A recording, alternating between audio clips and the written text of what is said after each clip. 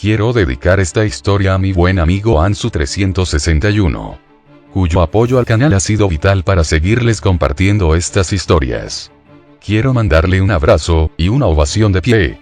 También a mis extraordinarios patrocinadores: Evelis Díaz, Abigail, Alejandro Beltrán, Ángel, Archelón, Aris VHS, Arturo Lucero, Arcel, Axel Arosemena, Axel Arellano, Byron Rugel, Christopher Cruz, David Martin, David Valentín, El Kiwi es bien, Elvin de Pavón, Enrique Ávila, Enrique Espinosa, Eric González, Esteban, Guido, Elio Clark, Haukenslat, James Kirisame, Javi Fernández, Javier Gonzalo, Jesús Zamora, Jonathan Muñoz, Joel Marcelo, Jorge Aguilar, Jorge Antonio, Juan Arellano, Juan Compani, Juan Castillo, Felipe Chávez, Juan Giraldo, Quique Esperanza, Leo de Jesús, Mario Luna, Marvin Landaverde, Mauri Rodríguez, Myron López, Miguel Jiménez, Pilber, Raven, Rodolfo Adrián, Rodrigo Meraz, San Walker, Sandra Castañeda, Santi Ramírez, Te Amo Flavio,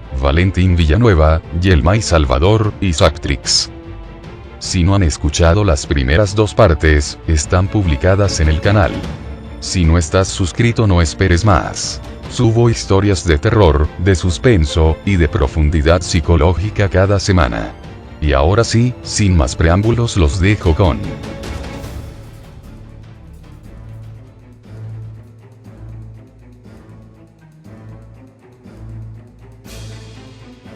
Jugando a ser Dios. Parte 3.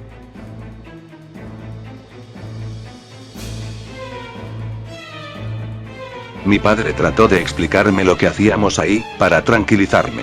Porque yo había intentado, según ellos, golpear al psicólogo que me atendía, así que tuvo que salir por un momento. Trató de hacerme entender el estado de locura en el que me habían encontrado.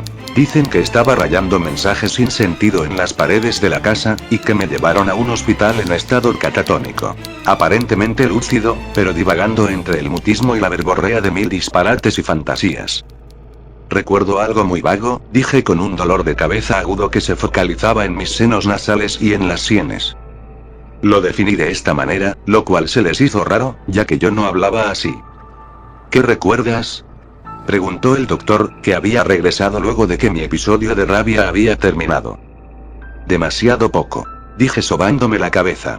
Mi madre estaba llorando y mi padre miraba la escena con la frialdad que aparentaba siempre, pero quizá incluso más asustado que todos.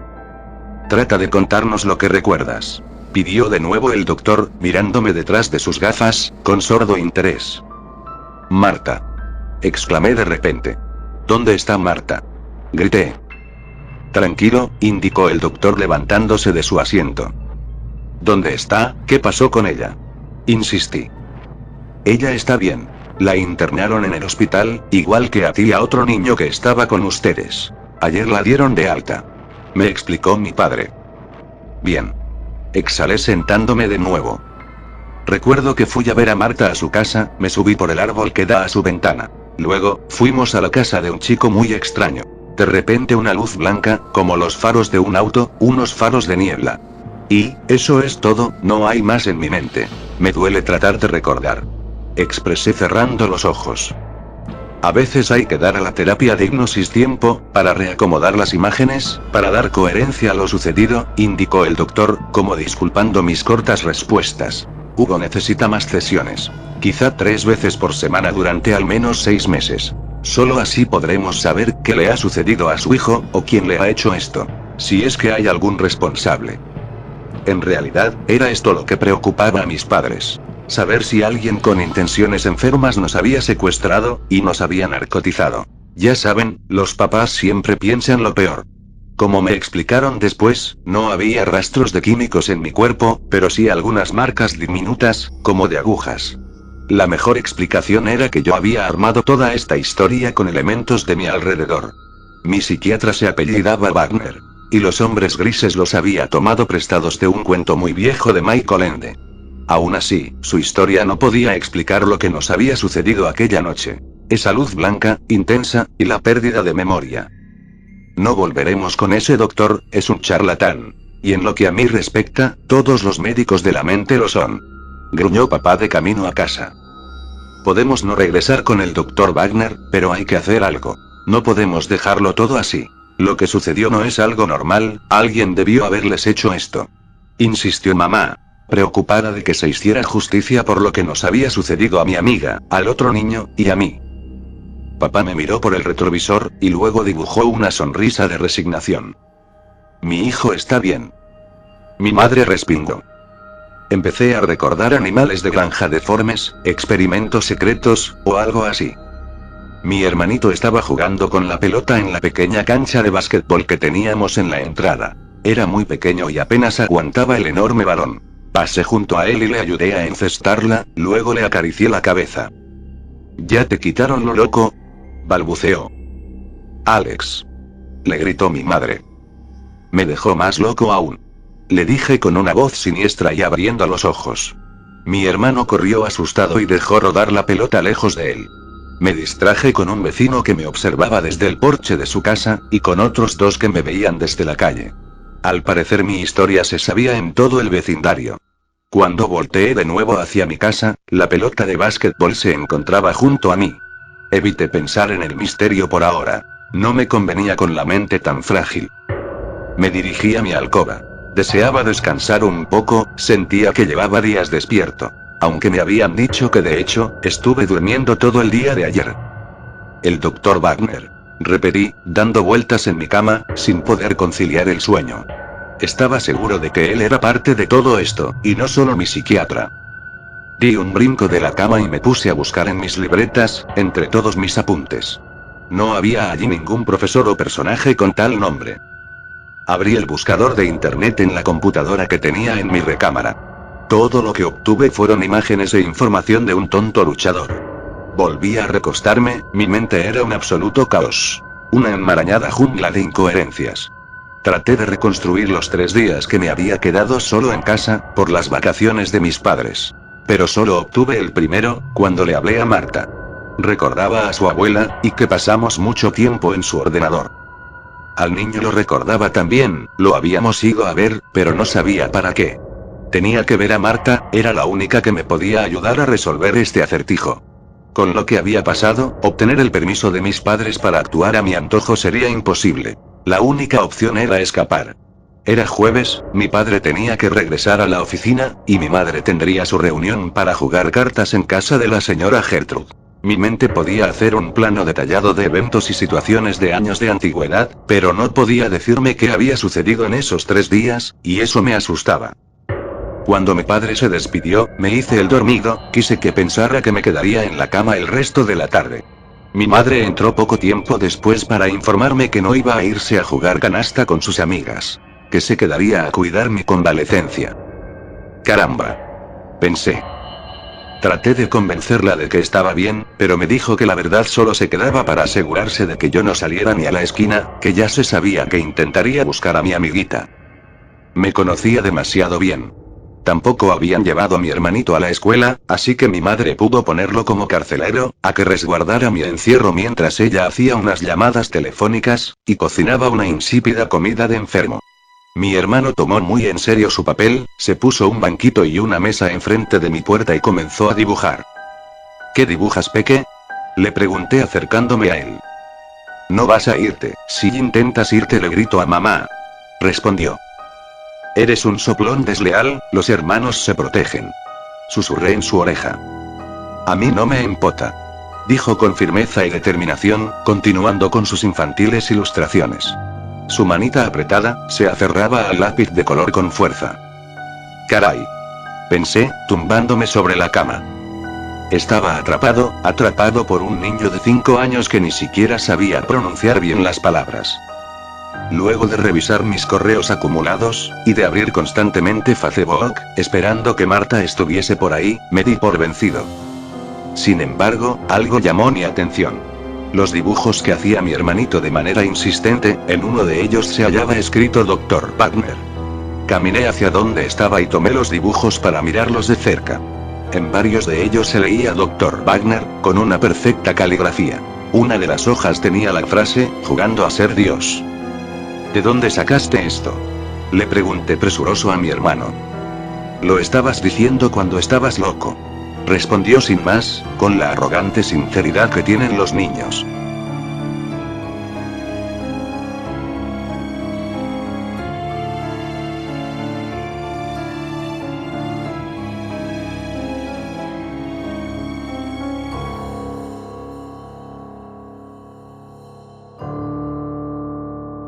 Cierto, mi madre me había dicho que en mis delirios, yo estuve diciendo muchas cosas sin sentido. Le pregunté si había visto lo que estuve rayando en los muros, y me dijo que habían varias figuras de animales y personas, pero que papá había pintado las paredes, borrando todo. Le pedí que me dibujara aquellas figuras y así lo hizo. Tomó su color y retrató la figura de un hombre. Al verlos pensé que solo eran trazos deformes de un niño, aunque de una inquietante e inusual proporción, los diminutos ojillos que dibujó no se parecían a nada que hubiese dibujado un niño nunca. Todo el asunto estaba haciendo que mi cabeza explotara. Le dije que debía ir con Marta, a él le caía muy bien mi amiga, así que lo convencí explicándole que debía saber si estaba bien. Mi hermanito aceptó, y yo me salí por la ventana. Mi madre no me veía, casi siempre traía el teléfono pegado a la oreja y no sabía lo que pasaba a su alrededor.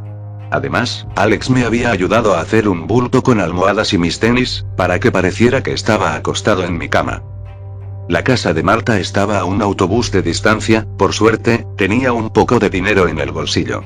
Cuando llegué, toqué el timbre y corrí a la parte trasera, esperando a que mi amiga reconociera mi manera de tocar, y me abriera su ventana. Nada pasó.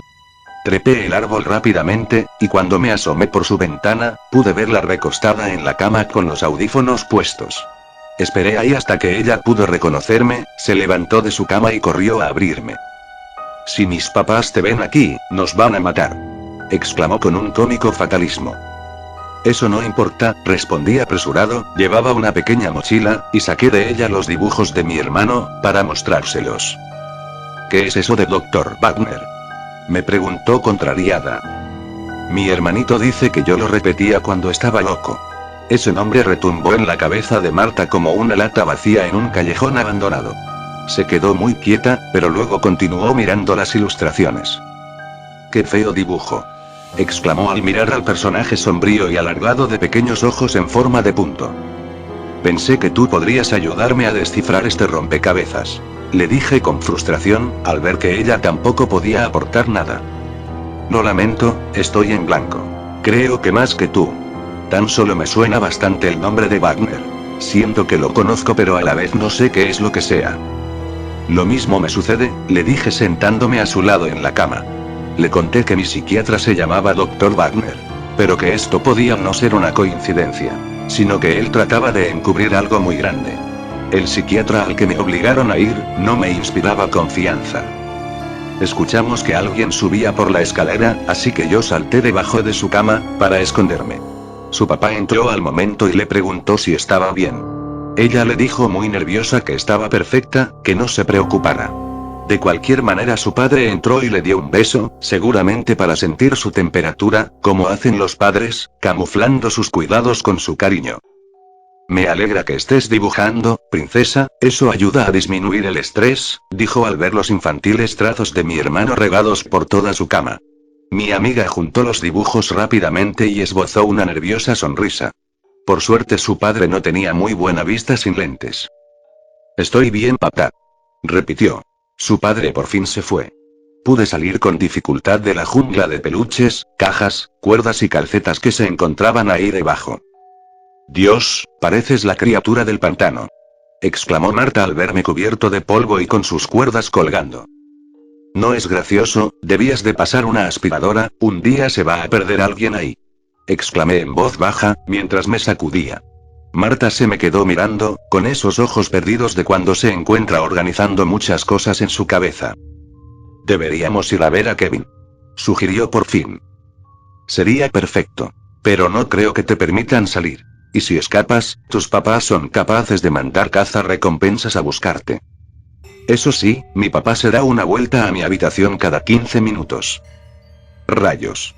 Mejor me voy, no quiero volver ahí abajo nunca más», protesté. «No seas tonto», gruñó Marta dándome un puñetazo en el hombro. «Debemos pensar bien cómo vamos a descifrar todo esto», espetó.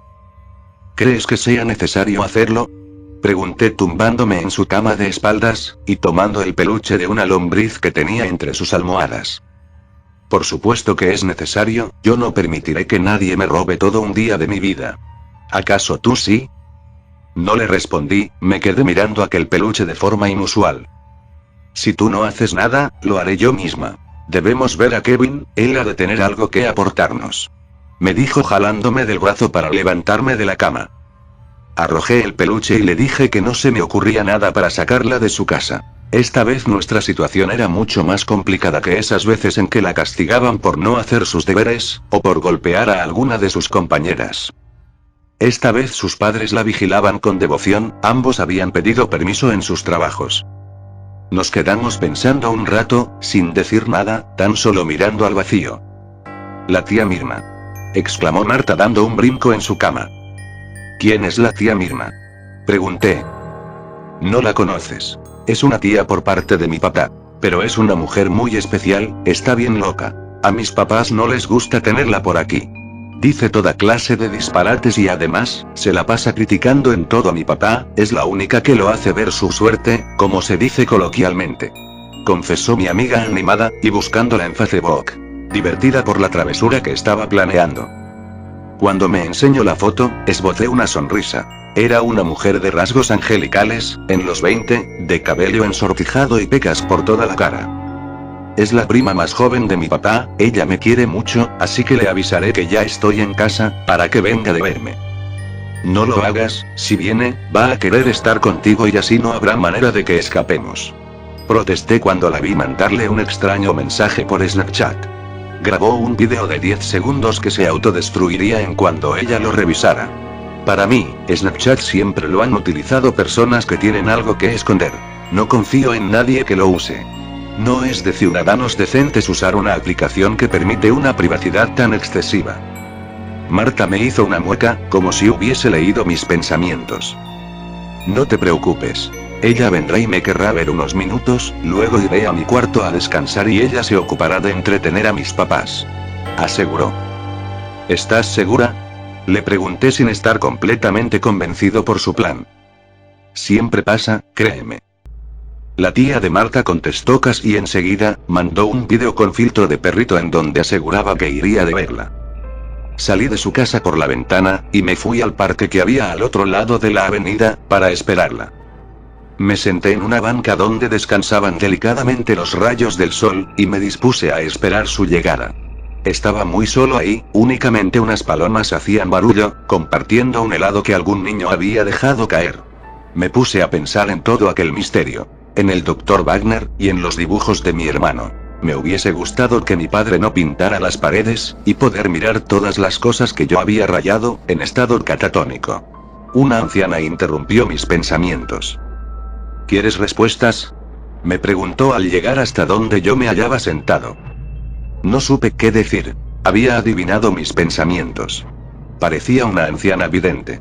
Había algo mágico en ella. Estás muy confundido. Buscar respuestas, no es así. Afirmó. Sí, tiene usted razón. Le dije con nerviosismo. La anciana sacó unos papeles y me los entregó, para luego seguir su camino. La vi perderse entre los árboles del parque, como una sombra. Cuando miré los papeles que me había dejado, un escalofrío registró todo mi cuerpo. Eran revistas de religión. Vacías publicaciones que prometían respuestas a preguntas que nadie se hacía. Bueno, quizá muchos sí se hacían esas preguntas, pero no creo, en todo caso, que la religión tuviera las respuestas.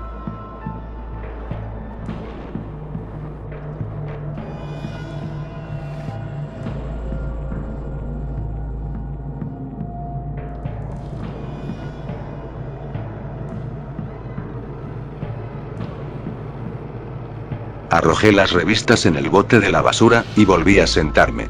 Como Marta aún demoró bastante, me quedé profundamente dormido. Abrazado de los rayos de sol que caían sobre mí, como cuerdas de un titiritero inmenso y perdido en la lejanía de otra luz. La historia de lo que nos había sucedido jugueteaba en mi mente liberada, y tomaba mil formas y aún más sinsentidos. Al punto en que soñé con el Dr. Wagner, mi psicólogo. Una asistente suya, llamada Dra. Winters, le llevaba pruebas de laboratorio confirmando que yo tenía sangre extraterrestre, por eso veía tantas alucinaciones. La doctora Winter clavó una enorme aguja en mi brazo para hacer más pruebas de genética. Un duro golpe en el hombro me sacó del sueño. ¡Auch! Me quejé abriendo los ojos. Qué delicado, pues vámonos, ordenó Marta. Qué bonitos se ven peleando, exclamó una mujer de mediana estatura y pecoso semblante. Tía, basta, se quejó Marta. Su tía sonrió con picardía. Me quedé callado al mirarla. Quita esa cara, mi tía es genial. Mis padres tuvieron que salir a una emergencia y la dejaron cuidándome. Le expliqué todo lo que nos había sucedido, o más bien lo que no recordamos que nos ha sucedido. Le hablé de esas luces intensas que vimos, y quiere ayudarnos. Me parece estupendo, le dije, sin convencerme todavía. Pareces un jovencito muy tímido, eso es bueno porque yo hablo mucho. Terció su tía, quien parecía contar con un exceso de energía y buen humor. Sonreí con decoro. Además tengo carro, argumentó su tía sacando las llaves de su bolso. Contuve una sonrisa. Pues eso lo arregla todo, bromeé entrando en confianza. Además es muy linda, le susurré a mi amiga. Ella me dio otro puñetazo. Cuando entramos en el auto de la tía de Marta, y mientras conducíamos hacia la casa de Kevin, les comenté lo que había soñado mientras llegaban. Otro nombre se sumaba a la lista de cosas que no comprendíamos: la doctora Winters.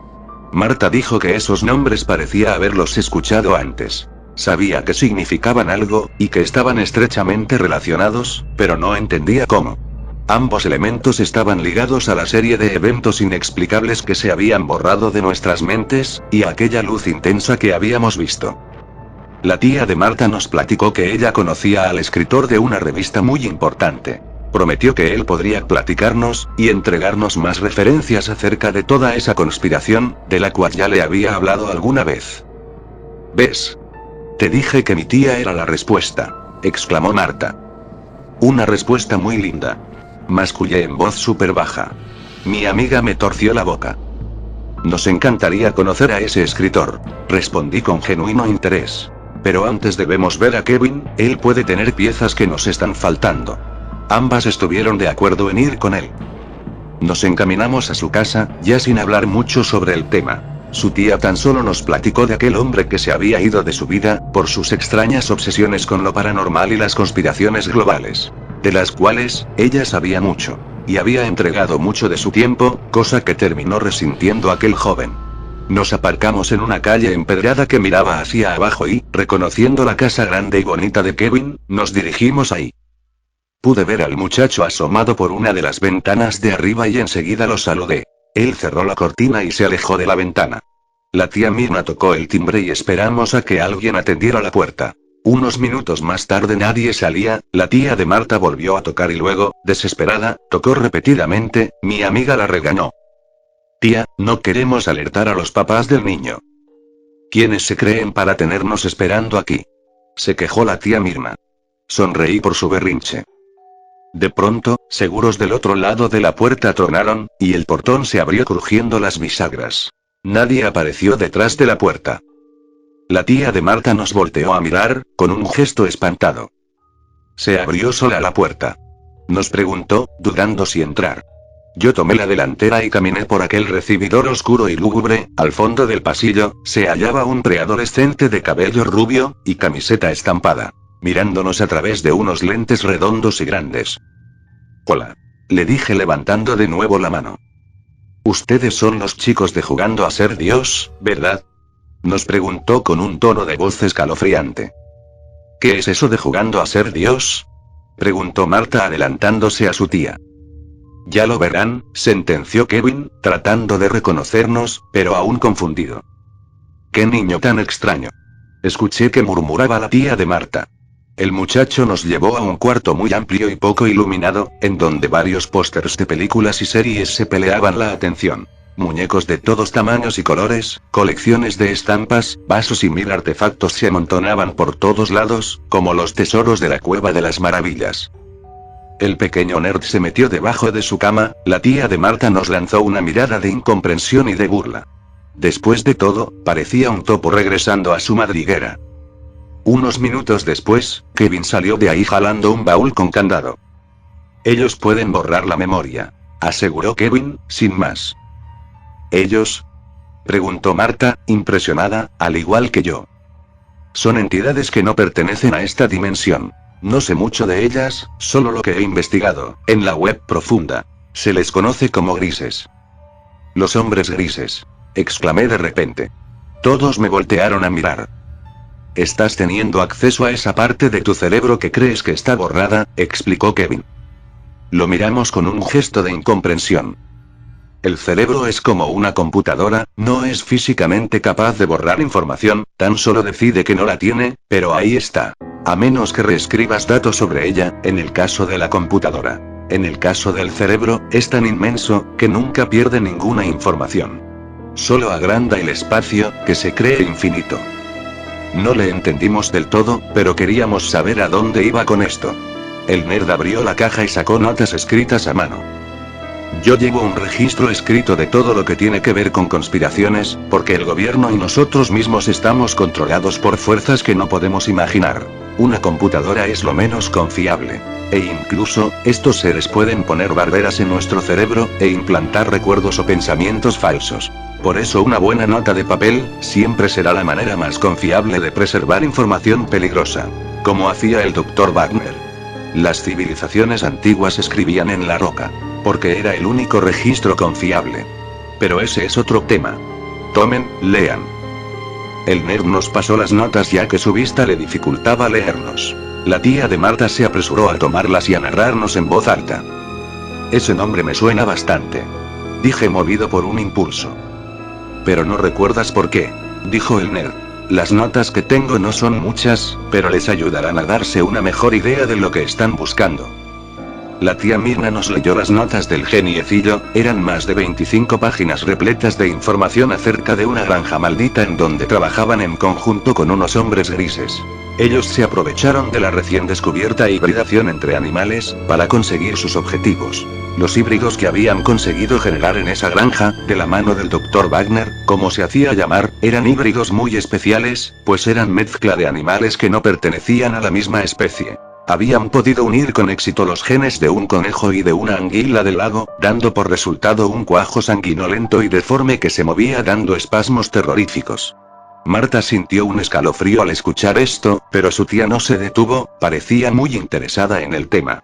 Según aquella historia que no recordábamos, se había logrado crear un híbrido maldito ya no solo mezclando animales, sino al mismo ser humano. Una abominación contra la naturaleza que mezclaba los genes de una persona con un cerdo, al cual vendían como una carne novedosa, de sabor suave y excelente aporte calórico, en un mercado para ricos. Más adelante, se detallaba, a través de las anotaciones personales de la doctora Helga Winters, que los hombres grises buscaban más, mucho más. No solo vender una carne exótica, eso más bien, era la migaja que le habían dado a la granja, para confiscar su tecnología y hacerse con el control de todo.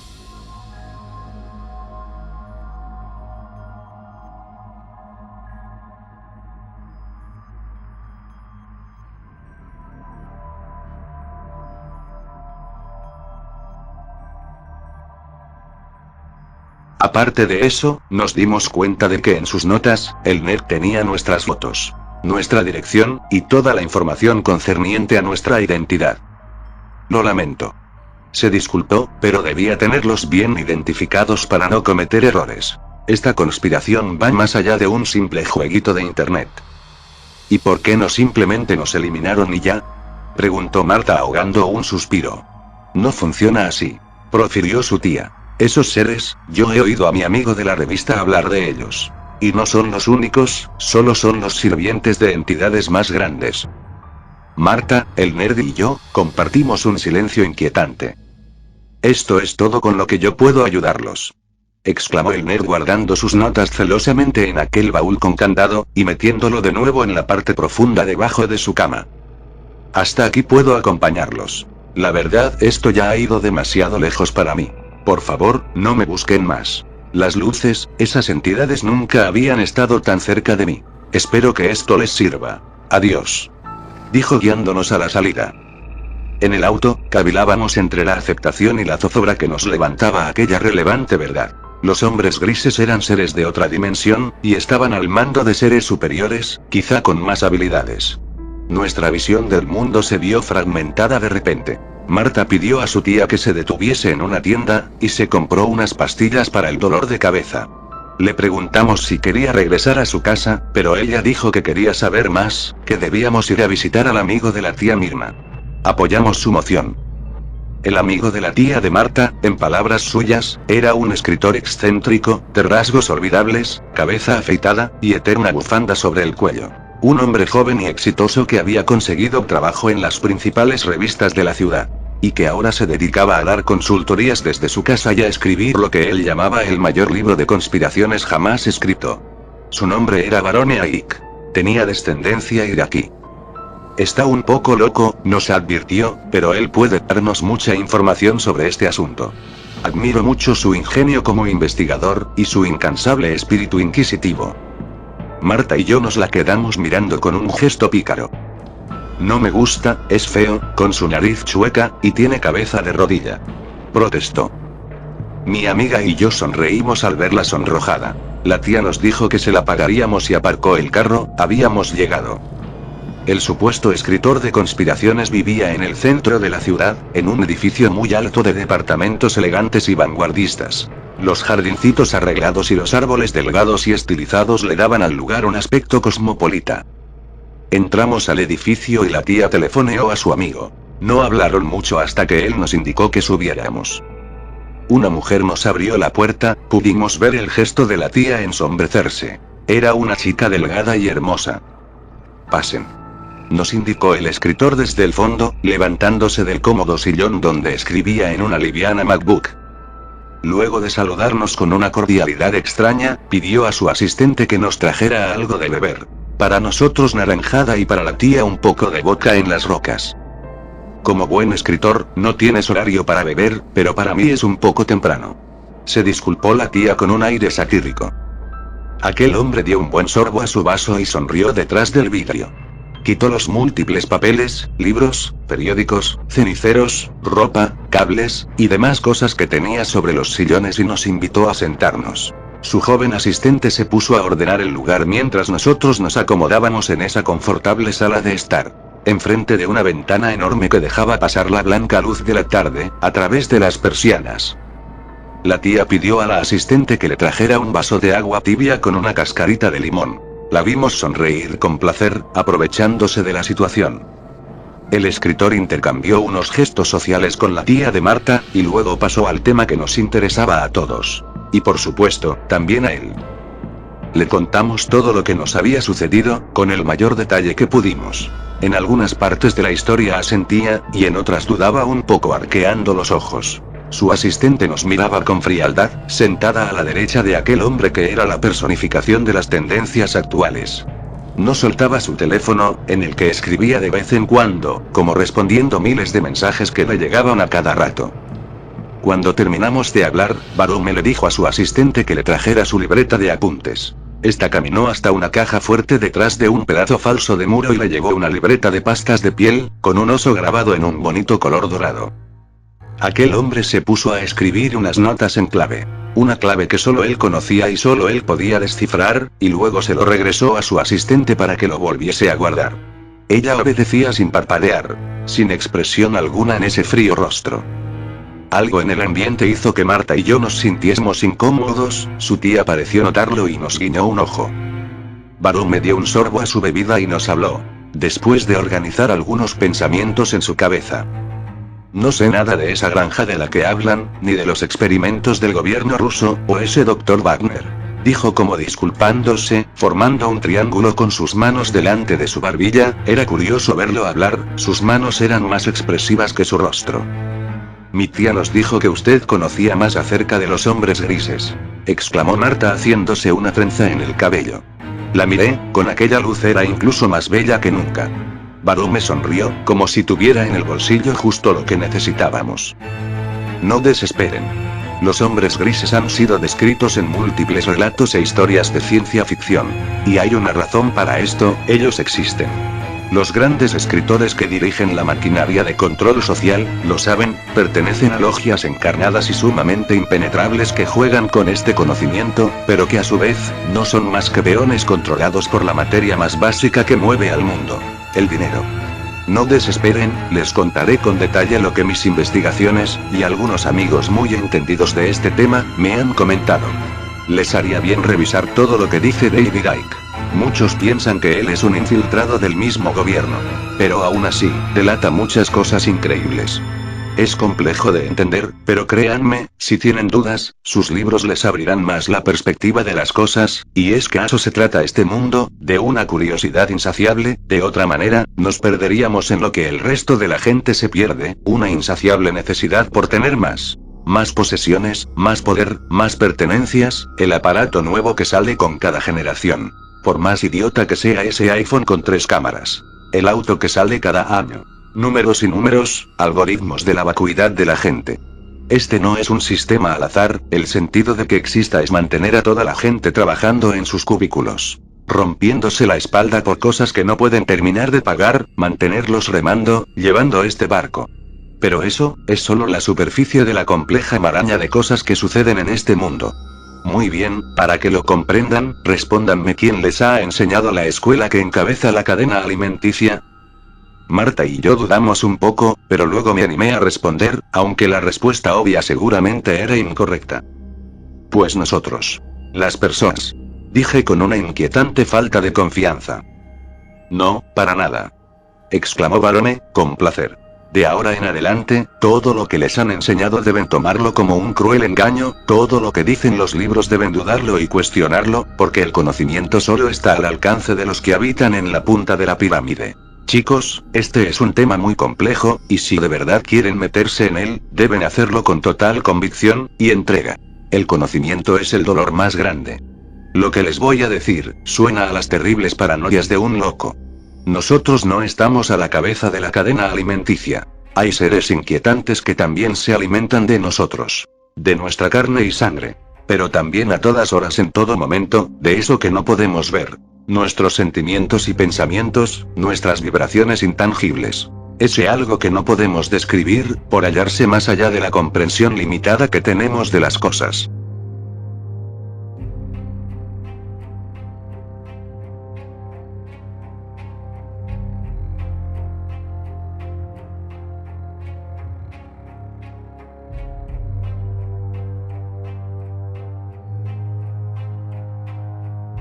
La tía de Marta se hallaba fascinada escuchando a aquel hombre. Marta y yo nos sentimos amenazados. Todo aquello no planteaba respuestas, sino más bien muchas más preguntas. Barome continuó después de guardar un silencio intencional. Lo que llamamos realidad no es sino una proyección muy compleja, que nosotros decodificamos por medio de nuestro cuerpo. De nuestro sentido del tacto, de la vista, del olfato, e incluso por sentidos que no conocemos del todo, como la intuición y la premonición. Pero nada es real, sino solo un sistema perturbado que les conviene a los que tienen el control, y no hablo de gobernantes, sino de los que están detrás de todos ellos. Algunos los describen como seres enormes con aspecto de reptiles. Pero eso podría ser solo una ambigüedad, o una falsa información, dispersada por reconocidos agentes de la conspiración certificados por el mismo gobierno, como el ya mencionado David Icke. Marta y yo esbozamos una sonrisa que no pudimos contener. ¿Hombres reptiles? ¿Como en Spider-Man? Pregunté azorado, tratando de justificar lo grosero de mi sonrisa. Barome nos vio con un brillo especial en los ojos, y una sonrisa también contenida a la cual ahogó en su bebida. Los hielos sonaron en el vaso. Spider-Man es una caricatura bastante manipulada, con simbologías ocultas de los grupos de poder. Tomen como base la última película. Ahí delatan tal vez más de lo necesario. Con la realidad holográfica del villano Misterio, y esos triángulos, y ojos por todas partes. Conocimiento masónico. El engaño, la farsa de las películas, y los seres humanos ignorantes ahí debajo de toda la acción. Verán chicos, no hablo solamente de la manera en la que el personaje lanza telarañas, sino de la temática de superioridad genética que maneja, pero ese es otro tema. Todas las películas, programas de televisión, e incluso caricaturas que vemos a diario, son creadas por humanos. Y los humanos tienden a dejar un rastro del poco conocimiento que tienen en todo lo que hacen, como una manera de burla, obteniendo excitación al intentar delatarse o descubrir lo que está pasando tras bambalinas. Los planes macabros que siguen y las cosas impensables que hacen, siendo que a la vez, ellos mismos son manipulados por estos lagartos. Ya les explicaré bien, no me vean así. En diversos programas, películas, series e incluso caricaturas, se han dejado pruebas de lo que sucede en el mundo. Hablo de conspiraciones que podemos reafirmar con mensajes que se han dejado y que parecen predecir el futuro, como la caída de las Torres Gemelas. Pero sin engañarnos, todo lo que ocurre en este mundo, se dice, está previamente planeado.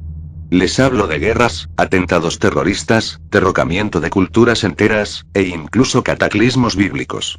Los que controlan este mundo y a la humanidad, tienen a su disposición poderes que nosotros solo podemos imaginar. ¿Y qué hay de los hombres grises?, preguntó la tía de Marta, notando en nuestros rostros, que creíamos, se estaba alejando del tema. Según mis investigaciones, ellos son seres de otra dimensión, quizá de otra época. Ellos pueden leer la mente de los humanos, implantar memorias, borrarlas, o manipularlas. Hay entidades negativas y positivas en este universo, y ellos no son ni buenos, ni malos, son grises. Tan solo cumplen con el trabajo que les han asignado, y ese trabajo es dirigir la granja más compleja del mundo, la granja humana. Un escalofrío nos bajó por la espalda al escuchar estas palabras. Marta me volteó a mirar algo angustiada. Los hombres grises son en realidad seres disfrazados de humanos, como todas las entidades que vienen aquí, buscan evitar que los humanos trasciendan, que escapen de esta ilusión. Se dice que este mundo es como una guardería para las almas humanas. Una prisión conveniente y complaciente en cierto sentido. Se rumora que estos cuerpos son creaciones de inteligencias supremas, como computadoras que pueden contener lo que en realidad somos, para evitar que viajemos a ese lugar de donde nos han desterrado. Es decir, imaginen que lo que llamamos naturaleza es el mayor engaño que ellos han implantado en nosotros. Fuerzas naturales, terremotos, necesidades básicas y orgánicas de su cuerpo, todo son ilusiones que nos han hecho creer como la verdad incuestionable. Como la naturaleza. No pongan esas caras. Les dije que abrieran su mente. Imaginen que una de sus computadoras despertara y adquiere conciencia. De repente se comenzaría a preguntar por qué vino a este mundo. Pero nosotros, los que las creamos, para que sigan a nuestro servicio, diríamos que el cuerpo que tiene, es decir la computadora, es algo natural. Que fue creado así por el azar, o la vorágine matemática de la nada. Que necesita estar conectada a la corriente eléctrica, y necesita actualizaciones de antivirus, y software renovables cada determinado tiempo. E incluso, que su muerte es un hecho que nadie controla, un hecho natural que se da en el universo de manera aleatoria. Pues todo fallece, incluso nosotros. Pero nosotros sabríamos que no es así, que tanto su software, como sus componentes físicos, su necesidad de energía eléctrica y de antivirus, es algo que nosotros le impusimos, que nosotros le otorgamos como una manera de lograr que dependa de nosotros, y nos sirva para algo. Lo que les digo, niños, es que, quizá, y esto no lo puedo gritar todavía como una verdad, nuestro cuerpo sea una computadora que actúa, se comporta y fallece, por diseño. No el diseño de un dios, sino de un laboratorio alienígena. Aquel hombre abrió un universo totalmente nuevo y complejo ante nosotros. De repente, lo que llamábamos realidad, no era sino una ilusión falsa, pero incluso, iba más allá de lo que películas simplistas como la Matrix, nos delataban. De hecho nos dijo que esa película no era ningún invento genial de los extraños directores. Era simplemente algo advertido ya en las tabletas sumerias, hace cientos de años.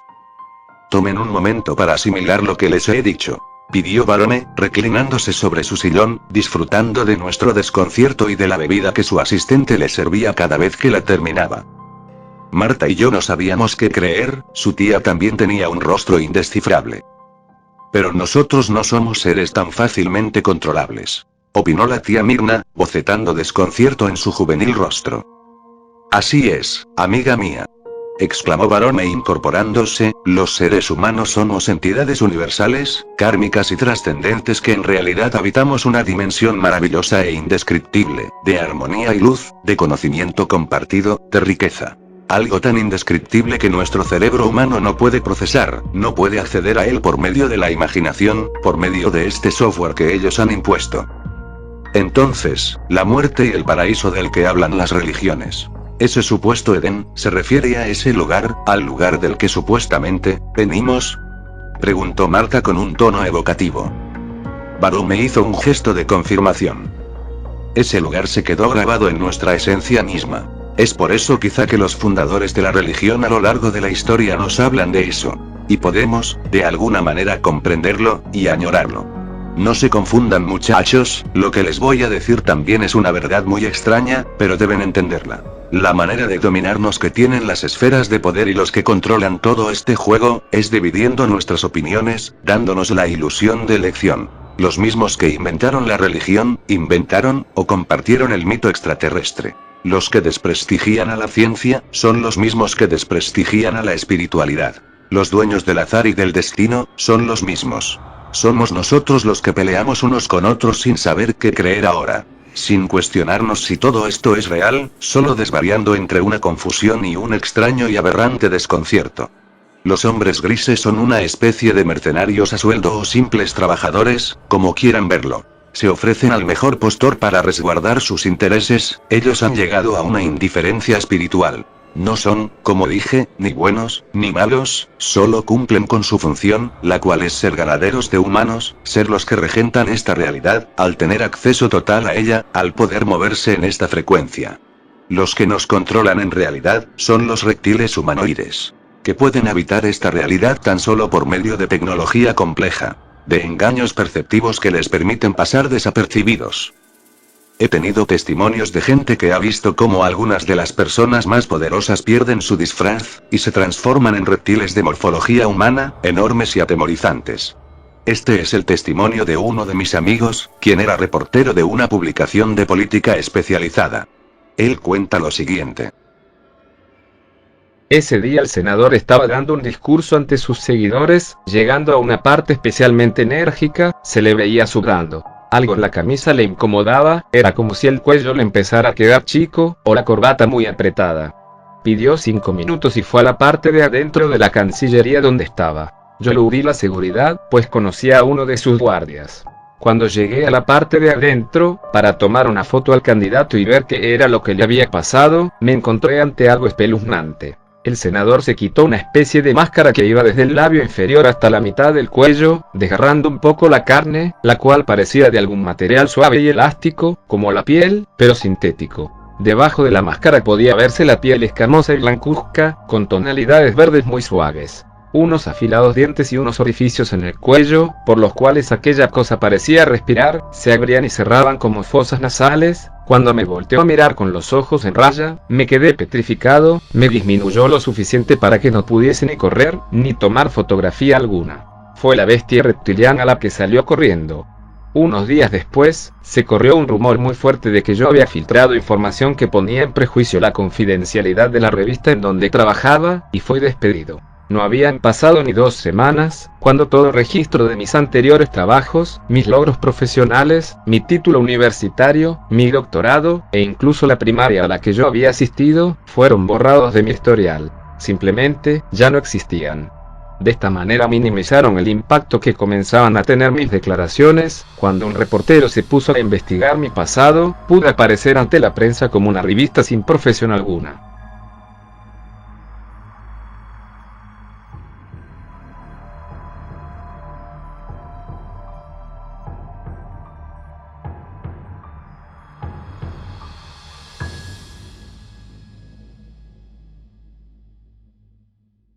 Otro testimonio de uno de mis amigos relata lo siguiente. Ese día me encontraba dando una conferencia sobre la agenda política de los partidos que dividen esta nación, de sus supuestas diferencias, que no eran más que distintas interpretaciones de lo mismo. Siempre hacen eso, le dan a las personas 2 nudos diferentes de la misma soga, para ahorcarse a sí mismos. ¿Quieren que un blanco o un hombre de color los gobierne? Ustedes escojan, tan solo tenemos que decirle a nuestro candidato qué disfraz utilizar. Sea hombre o mujer, da lo mismo.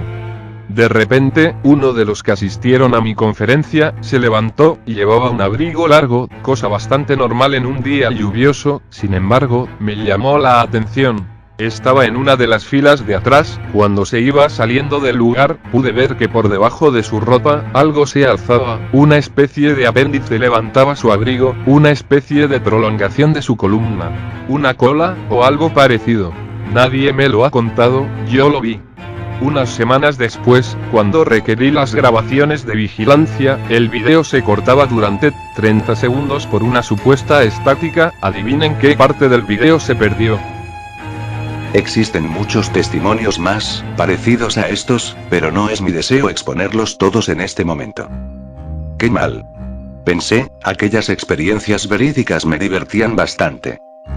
Barume continuó contándonos todo lo que los hombres grises tramaban para la sociedad. Los hombres grises son seres que se pueden mover entre dimensiones, conocen muchas de las variantes de la vida. Han visitado el lugar de donde nosotros provenimos, conocen el secreto de nuestra existencia, y manipulan nuestra mente y nuestra genética para ayudar a los reptilianos a dominar esta realidad, y dominarnos a nosotros. Ellos saben un secreto acerca de nosotros que nosotros no queremos aceptar, porque nos han programado para olvidarlo. Nos han infectado con esta visión de un mundo ideal, que es una horrible visión, una lúgubre idea de seres avanzados, pero no superiores a nosotros, tan solo oscuros y negativos. Es un secreto muy grande. ¿Y cuál es ese secreto que ellos saben de nosotros?, preguntó la tía Mirna. Antes de que Barume pudiese contestar, se escuchó que tocaron a la puerta de su apartamento. Su asistente se levantó, con esa fría mirada que tenía y dejó ver, debajo de su saco gris, un arma, una pistola. Se asomó por la mirilla y preguntó al hombre allá afuera qué era lo que deseaba. El extraño dijo que su nombre era John. El amigo de la tía se levantó de súbito y pidió que lo dejaran pasar. Constantemente recibía visitas de amigos en su departamento, era un hombre de mundo, bastante popular. La mujer abrió, aunque con recelo, tocando su arma con la yema de los dedos. El amigo entró y se abrazaron con euforía. Nos presentó a su recién llegado camarada, era un reportero y corresponsal habitual de un canal de noticias bastante conocido. Su facha veraniega y su actitud relajada hicieron que Marta y yo nos sintiésemos un tanto cohibidos. La tía Mirna, al contrario, parecía llevarse muy bien con este ambiente de anécdotas de lugares y vivencias. Era también una mujer de experiencias múltiples y que había visitado varios países.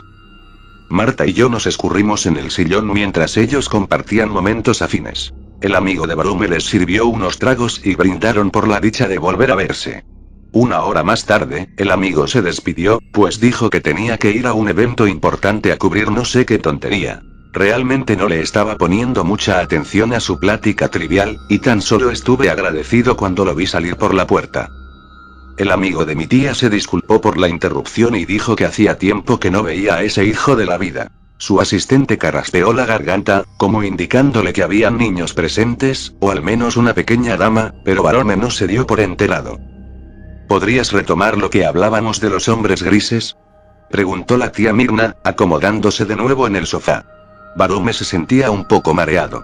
Quizá incluso para él, aquellos tragos habían sido demasiados, se llevó las manos a las sienes, y se dio un masaje. Agitó la cabeza y siguió contando. Marta y yo compartimos una sonrisa divertida. Los hombres grises están por todos lados, pero no podemos distinguirlos de un hombre de negocios normal. Son una raza de buena estatura, pero no son la única raza que hay, los hay también de baja estatura, estos por lo general son positivos. Se notaba que a Barume le estaba costando mucho trabajo continuar con su discurso, se veía a leguas que los múltiples tragos le estaban pasando la cuenta. Quiso seguirnos hablando, pero de momento se desplomó sobre la alfombra de su piso. Todos nos quedamos mirando, divertidos por la jocosa caída de aquel escritor ebrio. Su asistente lo levantó y lo acomodó boca abajo en su sillón.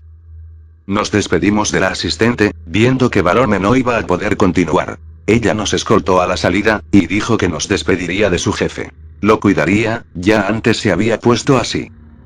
Vayan sin cuidado, recomendó. La tía Mirna nos llevó a nuestras casas, y por lo demás, no hubo nada extraño ese día. Marta se despidió de nosotros desde su ventana, conforme nos alejábamos yo no dejaba de verla, su tía me bromeó diciendo que ya debería decirle que fuese mi novia. No supe qué contestarle, el rubor en mis mejillas se encargó de hablar por mí.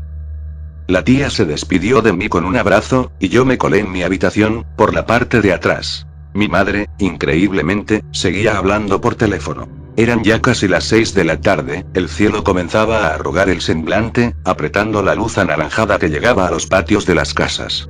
Mi hermanito seguía en mi cuarto, parecía que dibujaba, lo vi extender su mano detrás de él, era seguro que me había escuchado, y esperaba que lo saludara aunque no me había visto, sabía que se trataba de mí. Entré en silencio y le toqué la mano, mi hermano me dijo que le pasara el color verde, los colores estaban regados en el suelo. Sin decirle una palabra, me agaché y le di el color que me pedía.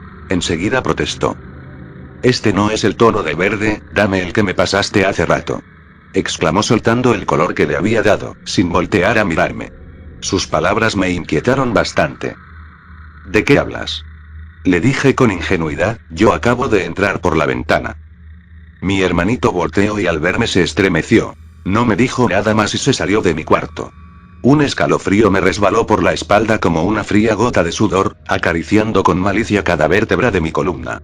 Sentí que los vellos de mi cuerpo se erizaban como los pelos de un gato y casi sentí el inevitable deseo de salir corriendo. De cualquier manera, pudo haber sido solo un juego de mi hermano. Estos pensamientos me tranquilizaron bastante, me acosté en mi cama y como estaba realmente cansado, y atontado todavía por todo lo que habíamos descubierto de los hombres grises, me quedé profundamente dormido. Desperté al día siguiente por los gritos histéricos de mi madre. Le pedí que se tranquilizara restregando mis ojos. Te habla tu amiga, avisó dejando el teléfono sobre mi mesita repleta de dibujos que había hecho el raro de mi hermanito pequeño. Me pregunté cuándo sería el día que no entrara escandalizando mi alcoba por cualquier cosa. Estaba desvelado. Desde aquel día, siempre estaba cansado. El cuarto me daba vueltas y lo que me dijo mi amiga, no me ayudó, al contrario, me hizo caer en un abismo de absurdos. Se ha muerto. Exclamó Marta del otro lado del teléfono. ¿Quién se ha muerto? Pregunté palpando muy bien el suelo con los pies, y deteniendo el buró para no sentir que mi alcoba giraba.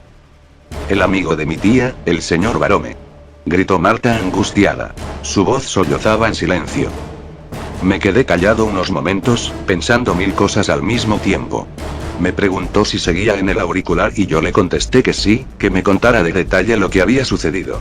Me dijo entonces que su tía le había hablado por la noche a su amigo, pero que este ya no contestaba, cosa inusual para alguien que se da una borrachera a cualquier hora y se le pasa como si nada. Así que lo fue a buscar, pero al llegar a su departamento, se encontró con la policía. El lugar estaba acordonado, Barome había sido asesinado. Los detalles que hasta ahora daban los peritos eran muy simples. Lo envenenaron. No supimos qué opinar al respecto, o más bien, lo sabíamos perfectamente, pero no quisimos decirlo. Supongo que nos daba miedo aceptar los terroríficos hechos que estaban rodeando esta conspiración tan grande, como lobos negros a una presa sin escape. Sin contar los eventos inexplicables que comenzaban a rodear también mi vida. Ese momento, vi los dibujos que mi hermanito había dejado sobre la mesita de mi cuarto, uno de ellos me llamó la atención.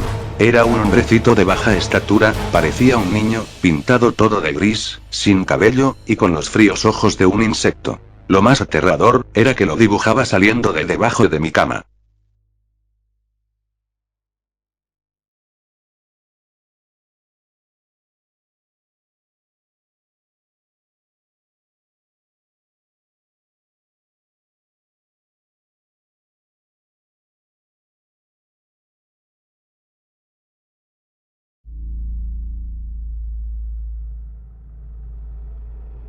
Me costó trabajo contactar con aquel ser diminuto que mi hermano había dibujado saliendo debajo de mi cama. Tenía la estatura de un niño, quizá hasta más pequeño que mi hermano. Y no aparecía en pleno día. Mi hermano lo había visto algunas veces. Pero su presencia era muy breve. Me dijo que producía unos sonidos molestos al oído, como rechinidos o maullidos de un gato. La única razón de que creyera en su existencia era que el amigo de la tía Mirna, Barome, nos había platicado acerca de esas criaturas. Seres dimensionales que no son buenos ni malos. Tan solo era posible decir que los más pequeños eran positivos con respecto a nuestra existencia. La tía Mirna nos contó poco tiempo después que su amigo, el escritor, había sido asesinado por estas logias de poder que pretendían conservar un conocimiento inalcanzable para todos los demás. Ella no corría peligro alguno, ya que, al igual que nosotros, no sabía nada. Había regresado a buscar la libreta de anotaciones que Barome guardaba en una caja fuerte. Pero esta, al igual que su asistente, había desaparecido. Desperté a mi hermanito a las 3 de la mañana, y le dije que me acompañara al desván. Entre toda la viña que guardábamos ahí, le indiqué que intentara hacer lo que había hecho antes para llamar a la criatura. Mi hermano dijo que él no la había llamado, que el ser pequeño había aparecido detrás de él y lo había ayudado a dibujar. Aquella noche, no pudimos conseguir nada. Al amanecer fui a ver a Marta, para intentar decidir si seguíamos averiguando más acerca de esta historia o sería hora de rendirnos. Ella me dijo que, aunque le encantaría saber más, simplemente ya no teníamos manera de hacerlo. Su tía se había ido a vivir a Florida y no pensaba regresar en corto tiempo. Era obvio que la había asustado demasiado el asesinato de su amigo Barome. Antes de salir por su ventana, le confesé que yo tenía una manera de continuar con esta investigación, pero que era arriesgada, incluso un tanto absurda. Por supuesto, ella quiso saber de qué se trataba. Un hombrecito gris, le dije sin rodeos. Marta se tiró en su cama para poder reír a gusto. No es una broma. El amigo de tu tía nos habló de ellos. Es cierto. Pero me cuesta trabajo creer en algo así, expresó sentándose. ¿Y por qué dices que tienes un hombrecito gris? Yo no. Pero suele ir a jugar con mi hermano. Creo que le tiene confianza, o simplemente le agrada. Dejé la cámara de mi computadora encendida. Si el hombrecito aparece, lo tendremos en vídeo. A Marta le pareció una idea tan buena como cualquier otra. El resto de la tarde estuvimos deambulando por ahí, intentando poner en orden todas las ideas. Rearmar nuestra propia historia alegando tal o cual cosa. Recordando cómo todo había surgido de un simple correo electrónico, y se había ramificado hasta aquí. Nuestras memorias de ese día se hallaban perdidas, pero pudimos confirmar que vimos una luz muy intensa en lo alto. Esto coincidía con los relatos de muchas personas que decían haber sido raptadas por inteligencias alienígenas. Esto ya se está convirtiendo en un cuento de ciencia ficción, protestó Marta. Yo creo que es posible que algunas de esas personas, que cuentan sus encuentros con extraterrestres, dicen la verdad, y otros tantos tan solo intentan llamar la atención. Casi a las 8 de la noche dejé a Marta en su casa, y yo regresé a la mía. Mi hermano ya estaba durmiendo tranquilamente, y mi padre aún no llegaba a casa. Corrí a mi alcoba a revisar mi computadora. Todo parecía completamente normal. Mi hermano había estado dibujando. Tan solo vi cómo había metido una lagartija muerta debajo de mi almohada. Cuando iba a gritarle, encontré una irregularidad. Rebobiné el vídeo para estar seguro. Una de las crayolas de mi hermano había dado un giro, sin razón aparente. Más adelante vi que una de las paredes se doblaba de manera extraña. La grabación era de muy baja calidad, pero se podía apreciar cómo uno de los muros se doblaba ligeramente para adentro, como si fuera flexible. La criatura usará mi muro como portal. Me dije sintiendo un escalofrío intenso. Telefoneé a Marta y le conté lo que había encontrado. El día siguiente, después de asistir a la escuela, ambos revisamos la cinta. Ella confirmó mis sospechas. Sí, el muro se dobla muy ligeramente hacia adentro, exclamó al verlo por cuarta vez. Identificamos bien el muro que nos enseñaba la grabación y tocamos su superficie. Era sin duda sólida, a pesar de lo que mostraba el vídeo. Y sin embargo, algo había pasado por ahí. Para saber qué podíamos hacer, contactamos de nuevo con el pequeño nerd que nos había puesto siempre en la dirección correcta. Kevin. A pesar de que había repetido hasta el cansancio que él no deseaba involucrarse más, pudimos convencerlo de que nos ayudara una última vez. Bueno, fue mi amiga quien lo convenció luego de prometerle un beso, si todo esto salía bien. Él se hizo del rogar un poco más, pero terminó llamándonos por teléfono para aceptar la invitación. Él era un asiduo lector de foros de internet, y tenía muchísima información que se había robado de lo profundo de la red. Lo condujimos hacia el muro del que, según nosotros, había salido un gris. Kevin lo inspeccionó de arriba a abajo. Incluso le untó un gel extraño, y lo puso bajo la luz de unas lámparas de colores. Definitivamente, algo salió de aquí. Este es un portal dimensional. Jamás, nunca imaginé ver uno en vivo. Exclamó divertido. No es nada divertido, Kevin. Reprendió Marta abrazándose a sí misma, una cosa horrible salió de aquí, y quizá vuelva a hacerlo. Espero que eso pase, sería genial. Masculló Kevin volteando a vernos con cara de profesor loco. Pues llevaba unas lentillas gruesas para inspeccionar la supuesta entrada dimensional. Hay solo unas cuantas zonas específicas en este planeta que pueden servir como pasadizos cósmicos. Tienen mucha suerte de albergar uno en su casa. Marta dijo que esperaba que eso jamás sucediera. Mi hermanito llegó y tomó sus crayolas sin saludar a nadie. Luego se puso a dibujar. ¿Y qué tal si, en lugar de estar esperando a que el ratón salga de su agujero, nosotros entramos al agujero? Sugerí. Pero si el ratón está aquí afuera con nosotros, exclamó Marta, sujetando por los hombros al pequeño nerd. Se refiere al gris, clarificó Kevin. Y no. Es imposible para cualquiera de nosotros abrir un portal dimensional, aunque conozcamos la latitud y longitud exacta de un posible portal. Al escuchar sus palabras, me desplomé sobre la alfombra. Marta miraba a mi hermano hacer dibujos incomprensibles y extraños. ¿Ese es un lenguaje que inventaste?, preguntó Marta al ver los garabatos absurdos de mi hermanito. Kevin y yo discutimos acerca de lo que nos había dicho el amigo de la tía Mirna. Pero entonces volteamos a ver a mi hermano. Marta lo había reprendido para que no pintara las paredes, pero Kevin le dijo que lo dejara.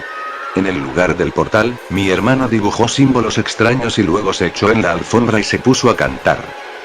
Estos no son rayones de niño, afirmó Kevin mirándolos. Eran símbolos mal dibujados. Por supuesto que son solo garabatos, aseguré mirando aquellas patas de araña.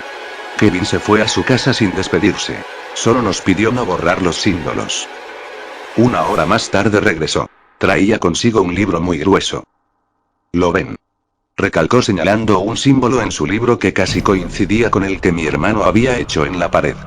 ¿Acaso estaba muy mal dibujado, pero era posiblemente el mismo?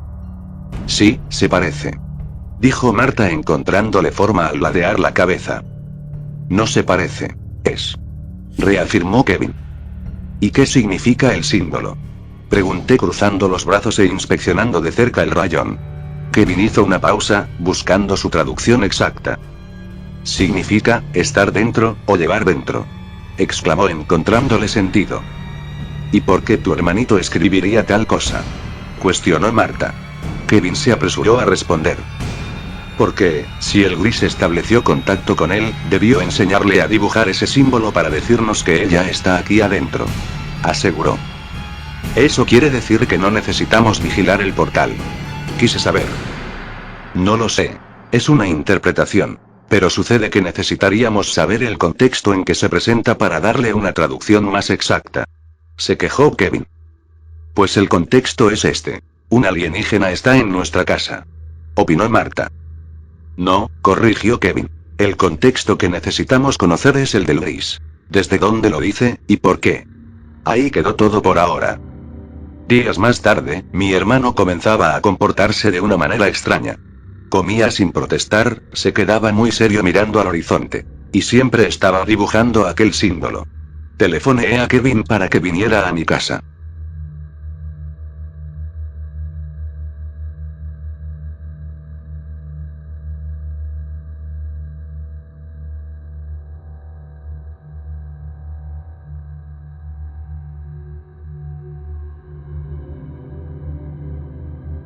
Le expuse mi conclusión.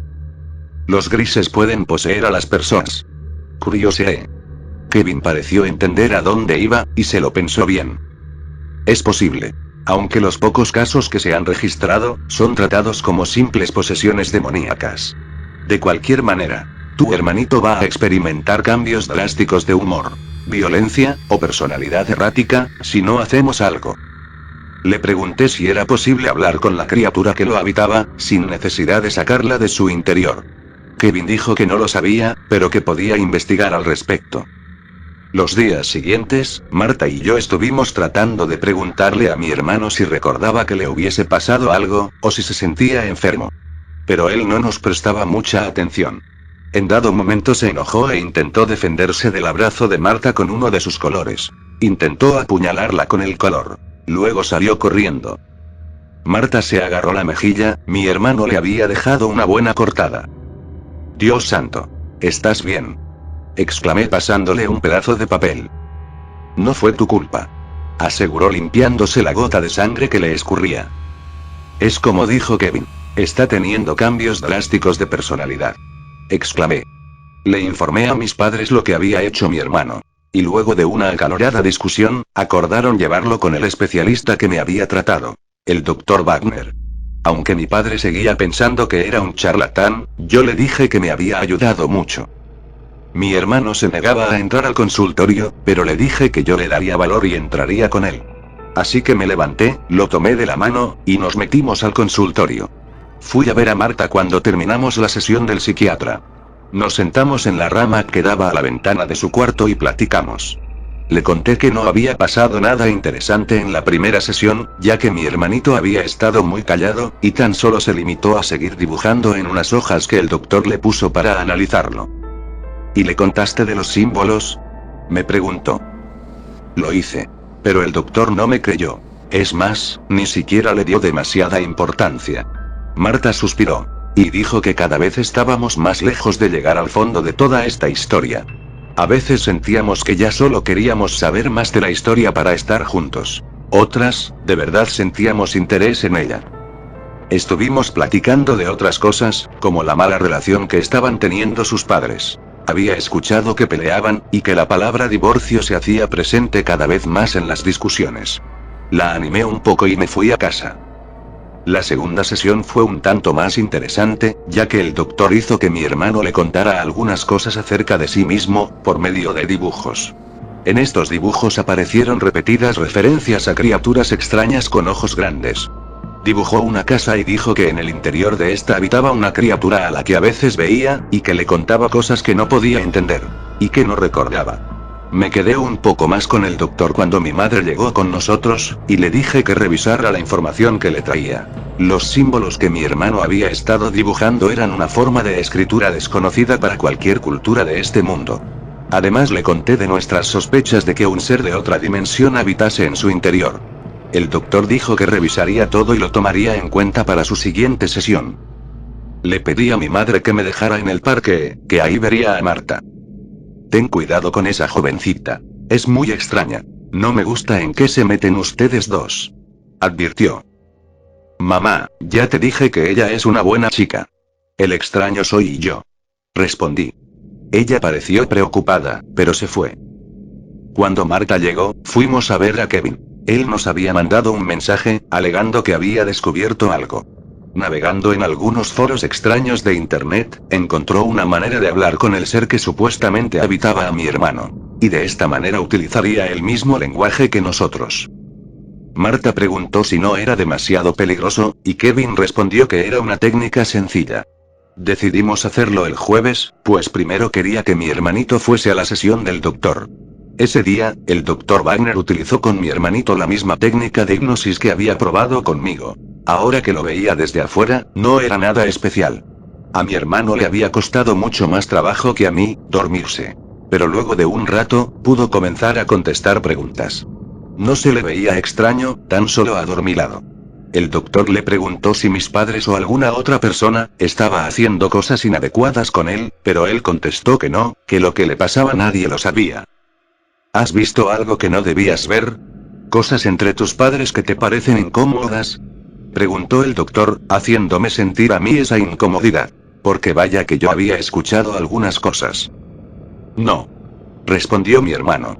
Luego de recabar en algunos de sus recuerdos, le preguntó por qué dibujaba tantas veces aquel símbolo extraño. ¿Por qué? No entiendo. No lo sé. Fue todo lo que respondió, con largas pausas entre sus respuestas. El doctor dijo que había sido una buena sesión cuando mi hermano confesó al despertar, que se sentía mal por haberle picado la cara con un color a mi amiga Marta. Además, ya no estaba presentando una personalidad irritable o impredecible. Mis padres llegaron y el doctor dijo que quizá mi hermanito resentía el que yo estuviese pasando más tiempo con Marta que con él. Que habría que explicarle siempre el porqué de las cosas. Que yo debía tranquilizarlo diciéndole que nunca lo iba a abandonar. Mis padres asintieron y le pagaron sus honorarios. Pero yo sabía que aquello se lo había sacado de la manga. Marta no había aparecido en las sesiones sino hasta el final, además. Había algo mucho más allá de todo esto, y lo descubriríamos mañana. Quizás la criatura que habitaba en su interior estaba manipulando sus respuestas, para pasar desapercibido. No escogí el jueves al azar. Yo no hago así las cosas. Lo que pasa es que mis padres se han ido a ver a una de mis tías por parte de mi papá, y van a estar afuera todo el día. Les expliqué a mis amigos cuando llegaron. Kevin traía una gorra naranja de la Guerra de las Galaxias, Los Últimos Jedi, y camisa a cuadros. Me gustó su camisa, y solo me pareció de mal gusto su gorra. Todos sabemos que estas últimas películas son para idiotas. Marta se había recogido el pelo con una diadema verde, una sudadera blanca holgada, y pantaloncillos cortos. Se veía muy linda, a pesar de todo. No habíamos hablado en 2 días. ¿Qué tal les fue con el Come Cocos?, Preguntó Kevin. Ya saben. El doctor está en negación con los eventos extraordinarios. Me culpó de todo a mí y logró que mi hermano se disculpara por lo que le hizo a Martita.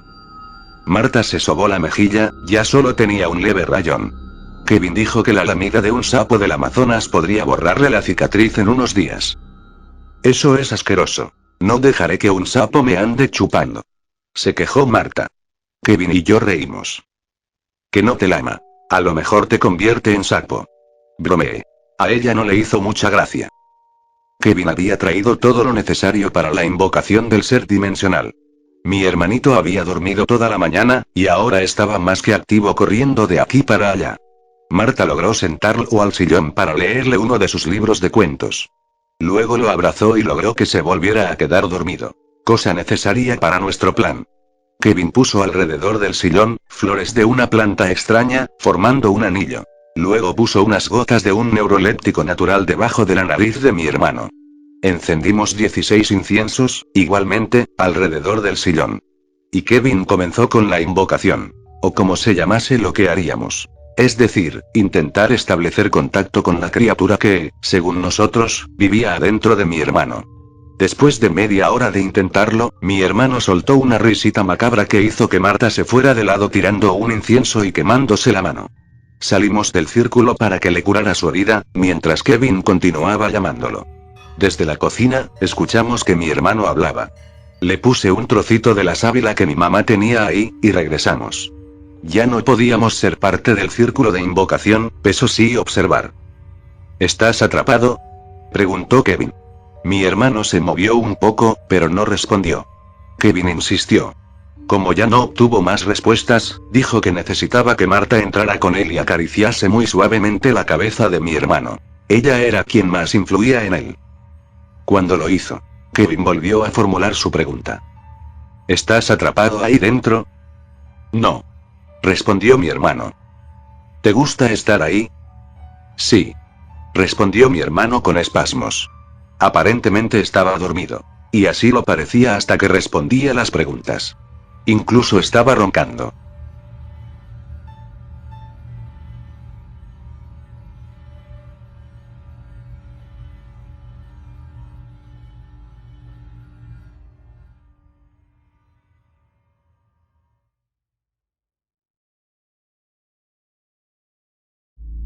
¿Qué buscas?, preguntó Kevin. Ustedes, respondió la cosa que vivía en mi hermano. Ahora estábamos seguros de que estaba ahí. ¿Nos quieres a nosotros?, preguntó Kevin. No, respondió mi hermano, ustedes dan respuestas a mí. Su hablar rudimentario no tenía mucha diferencia con el de mi hermano, pero nos daba escalofríos. Un viento helado se metió por la puerta y apagó muchos de los inciensos. Yo los encendí rápidamente. De repente, el ser dijo algo salido directamente de la película de Ed. Ir a casa, dijo, y mi hermano despertó llorando. Marta lo tomó en brazos y lo abrazó para consolarlo. Nos quedamos mirando, mientras tratábamos de descifrar lo que habíamos visto. Kevin tomó nota de cada cosa que el ser dijo, para poder darle sentido después.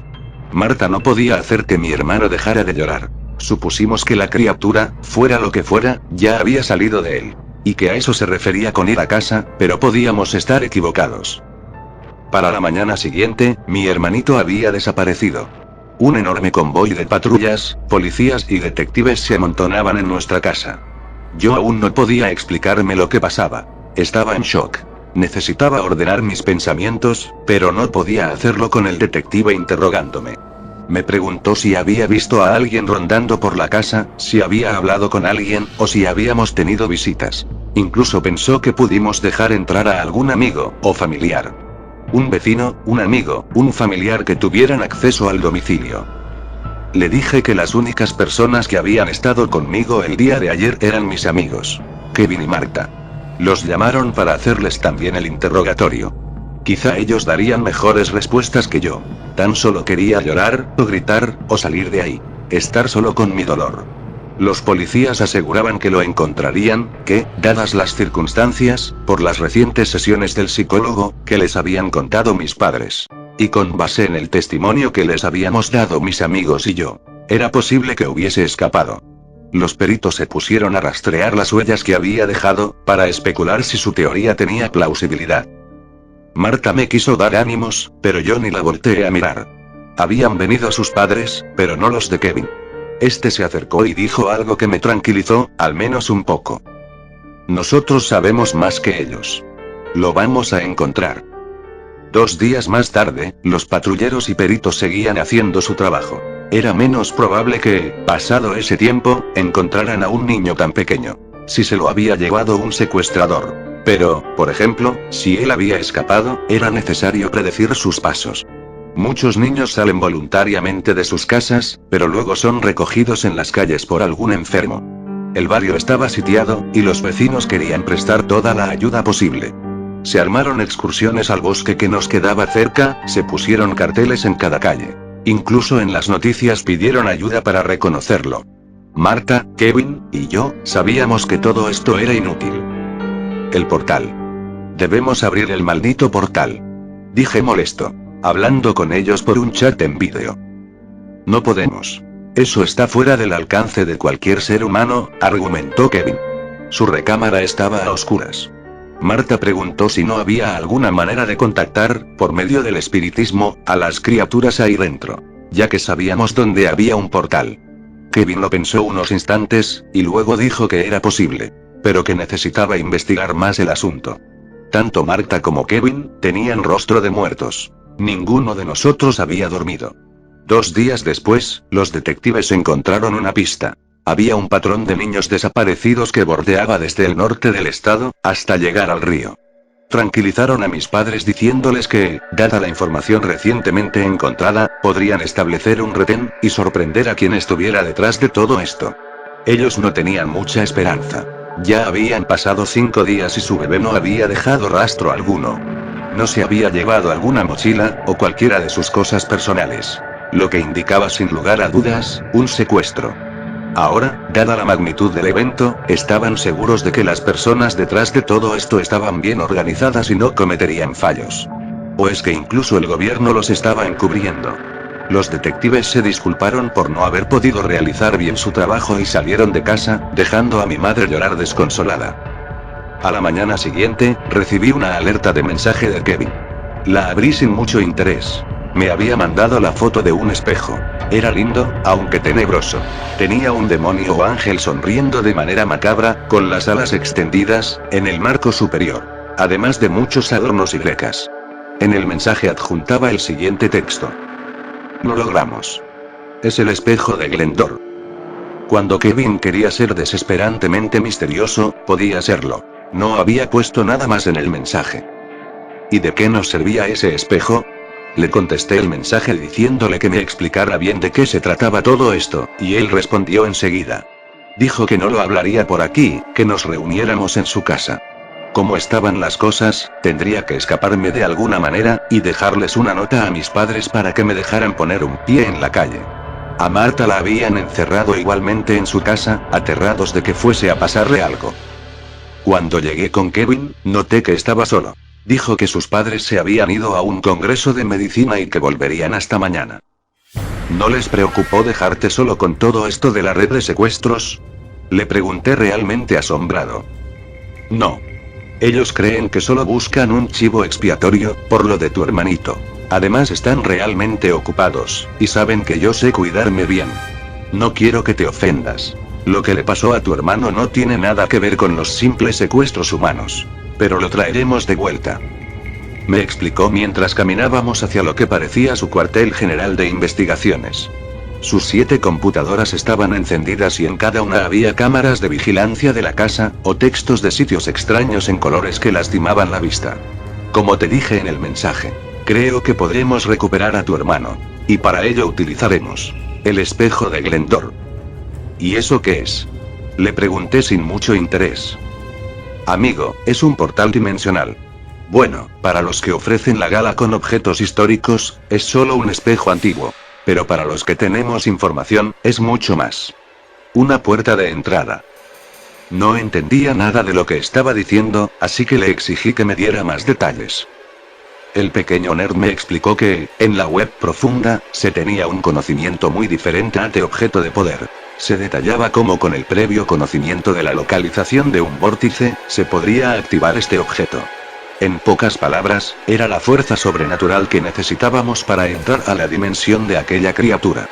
Después de procesar toda esta información, le pregunté que cómo podríamos hacernos con este espejo, si estaba en una exhibición en Bruselas. Ya lo tengo resuelto. Convencí a mi padre para que financiara el traer esa exposición al país, haciendo una contribución generosa. Bueno, es que a tus padres les sobra el dinero. Dije con la primera sonrisa que había tenido desde la desaparición de mi hermanito. Me emocionaba la más remota posibilidad de dar con él. La exposición llegaba el viernes por la noche. Kevin les había pedido a sus padres ir con ellos a verla apenas aterrizara el avión. Estas valiosas piezas se guardarían toda esa noche en una de las bodegas del museo, para luego ser montadas al día siguiente. La exposición abriría al público una semana después. Eso nos daba tiempo para que, una vez que Kevin identificara la ubicación de la bodega, pudiésemos meternos ahí y tomar prestado el espejo. Esa misma tarde, mis padres recibieron la noticia que habían estado esperando. Los detectives les informaron con alegría, que la red de secuestradores que estaban operando, no solo en este estado, sino en otros 3, había sido identificada y detenida. Bueno, la célula local. Pero esto los llevaría muy pronto a la detención en cadena de los involucrados en niveles superiores. Aseguraron que ya solo era cuestión de recuperar a todas las víctimas, para que ellos pudiesen ver a su hijo. Es decir, mi hermano. Mi madre corrió a abrazar a mi padre, emocionada, pues esta era la primera buena noticia que recibía en una semana. Por un momento me pregunté si la criatura gris tenía que ver realmente con la desaparición de mi hermano, o era solo un escape fantástico que estábamos creando. Un paraíso lejano de las reglas duras de este mundo gris, de corbata color sangre. El jueves por la noche, mis padres salieron rumbo a un hospital, para identificar a alguno de los niños recuperados, y decidir si era el nuestro. Me quedé muy inquieto, pues en verdad nunca creí que fuese posible que mi hermano fuese víctima de la delincuencia local, planetaria. De la corrupción humana, que hasta entonces preveía lejana, y que solo conocía de dichos. Al mismo tiempo estaba permitiéndome algo de optimismo. Encontrarlo en ese hospital sería fabuloso.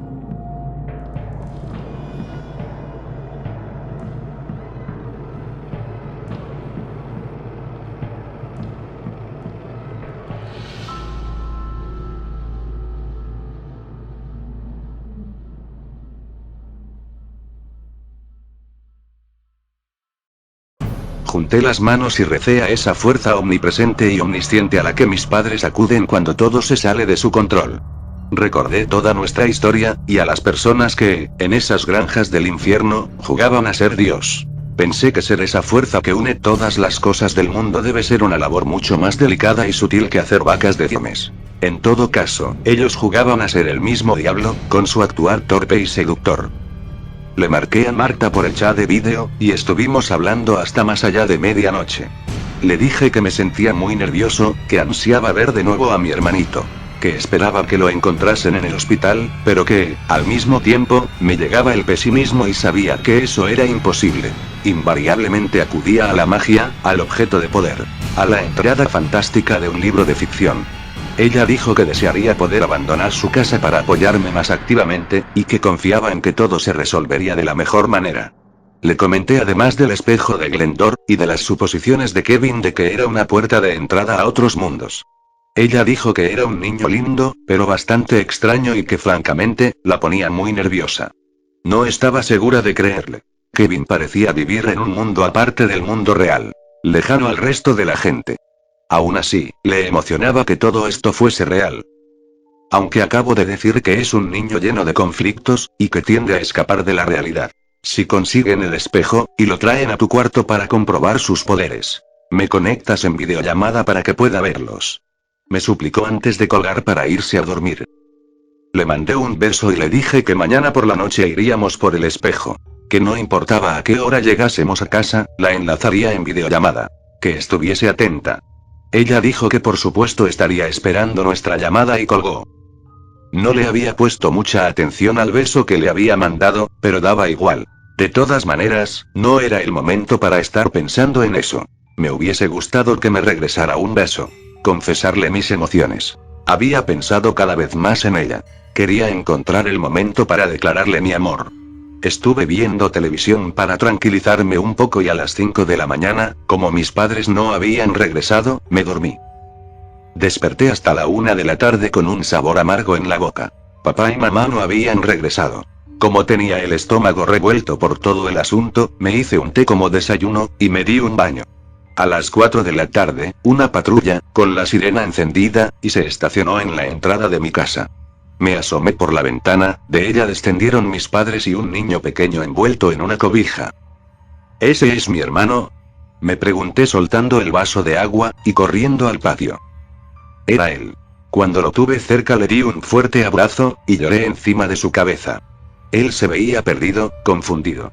Los patrulleros dijeron que se hallaba en shock, que le diéramos tiempo para recobrar el color y el ánimo. Mis padres, ambos, lloraban de alegría. Yo no me separé ni un segundo de mi hermanito, hasta dejarlo a salvo en su alcoba. No podía ser cierto. Era tan inverosímil. La realidad gris había ganado. Estaba feliz, pero todo mi sistema de creencias se vino abajo. El mundo es un lugar duro. Los policías dijeron que la pesadilla había terminado, que todos los involucrados, incluso la cabeza de la organización, estaban presos, y se quedarían ahí de por vida. Mi padre estrechó sus manos y les dio las gracias por todo el apoyo que les habían otorgado. Cuando se fueron, ambos me abrazaron. Estaban tan contentos que los vi incluso más cariñosos de lo normal entre ellos. Me contaron que habían ido a visitar como 10 hospitales, y que, en el último, habían encontrado a su pequeño. Pero, lo extraño era que en ese lugar no había ninguna otra víctima del secuestro, y que las enfermeras dijeron que a él lo había llevado un hombre bajito y extraño, diciendo que era su hijo, que sí podían atenderlo porque se había desmayado. No le dieron mucha importancia a la anécdota, puesto que todo se había resuelto. Yo sí le presté toda mi atención a ese evento exótico. A las 7 de la tarde Kevin me hizo una videollamada para preguntarme si aún quería llevar a cabo la operación. Que ya había ido a identificar la bodega con sus padres. E incluso, tenía la llave con él. Se la dieron a su papá por sus contribuciones, para que él fuera a organizar la exposición el sábado. Les había avisado a él y a Marta que la policía había encontrado a mi hermanito, apenas una hora después de que llegó a casa. Pero no les había contado lo de aquel hombre pequeño que lo fue a dejar al hospital, así que se lo comenté a Kevin. Él dijo que decidiera ya, si íbamos a ir por el espejo o no. Porque debíamos devolverlo antes de las 7 de la mañana, hora en que llegan los empleados. Lo medité por 5 minutos, y luego le dije que mejor sí íbamos. Después de todo, ¿cuántas veces se tiene la oportunidad de viajar más allá de las fronteras cuánticas? Ya sin la presión de encontrar a mi hermano, sin el peso de su ausencia, todo esto sería divertido. Me reuní con Kevin en la dirección indicada, y lo estuve esperando detrás de unos arbustos altos que rodeaban el museo. Lo vi desde lejos, venía vestido con una sudadera de la Guerra de las Galaxias. ¿Ese es tu mejor atuendo para pasar desapercibido?, le pregunté cuando lo tuve cerca. La fuerza me acompaña. Necesitamos a la fuerza con nosotros. Además, tú pareces un ladrón con esa chamarra de piel, y esos pantalones de motociclista. Espero que nadie se fije en tu desgalichado atuendo. Se quejó. Es la única ropa negra que tenía. Me disculpé. Kevin sacó las llaves y abrió la reja de entrada. Todas las luces estaban apagadas y era difícil ver por dónde caminábamos. Un quejido agudo y amargo me erizó la piel, al tiempo que una sombra con garras afiladas se elevó del césped y me pasó por encima para perderse en la noche. No pude evitar un grito de terror. «Cállate», ordenó Kevin. Había pisado un gato. «¿Cómo vamos a desactivar las cámaras de vigilancia?», le pregunté tratando de esquivar la mirada de una. «No las vamos a desactivar», contestó, «los vigilantes no las miran, a menos que haya un robo. Pero nosotros devolveremos el objeto antes de que lo noten. Mi papá llegará aquí a las 7 de la mañana. Así que basta con que la devolvamos antes de las 6. Me asombró la sencillez de su plan. Entramos a la bodega y caminamos entre bultos, andamios y demás porquerías que tenían ahí metidas. Choqué sin querer con un mueble de metal rasgándome chamarra, y haciendo mucho ruido. Kevin me reprendió, pues podríamos alertar al único vigilante que se quedaba a dormir en el módulo de vigilancia. Le aseguré que tendría más cuidado. Reconocimos cuál era el espejo, lo desenvolvimos de una esquina. Kevin lo alumbró con una lámpara, comprobando que era lo que buscábamos. El ala puntiaguda, parecida a la de un murciélago, quedó descubierta. Estaba tallada con asombroso detalle. Las membranas del pliegue se dibujaban con el brillo de la lámpara. No era muy grande, así que no estaba muy pesado, y pudimos cargarlo sin mucho problema.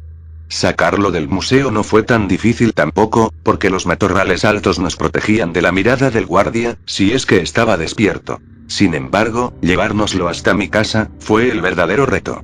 Ninguno de los dos había pensado en traer dinero para pedir un Uber. Ahí estábamos los dos, con un espejo de forma extraña, parados a mitad de una calle. Kevin tenía mucha desconfianza para subirse a un taxi normal, así que estábamos varados. Vamos a hacerle la parada a un taxi. Insistí. Yo no me voy a subir a esas cosas. Las probabilidades de que nos secuestre un señor X, sin placas, y sin tarjetón son del 30%. Una estadística altísima. Ahora, de noche, esa probabilidad se duplica. Estás loco. Renegó. El frío calaba en los huesos a pesar de que íbamos bien abrigados. Una camioneta se acercó a nosotros, aumentando la sensación de psicosis que teníamos. Muchachos, ¿qué hacen afuera de su casa a esta hora?, preguntó una señora bajando la ventanilla tintada. No supe qué contestarle. Pero a Kevin se le ocurrió algo. Un joven vendía este espejo barroco a un precio irresistible, así que vinimos hasta su casa caminando. Pagamos todo el dinero que teníamos, porque a la mera hora nos cobró $10 más. Se lo queremos dar de regalo a nuestra mamá. Mañana es su cumpleaños. Así que ya no nos alcanzó para el taxi. La señora nos sonrió y dijo que ella nos daría un aventón. Por suerte había llevado a sus padres al aeropuerto, y andaba por esa zona, que era un tanto peligrosa para dos niños. Ustedes son en verdad de los pocos chicos buenos que quedan. Y que se aprecian lo que las mamás hacemos por ustedes, exclamó. Me sentí mal por aquella mentira, pero logramos que nos llevara. Mientras nos platicaba de su vida, y nos interrogaba de la nuestra, sentía el espejo sacudirse debajo del envoltorio.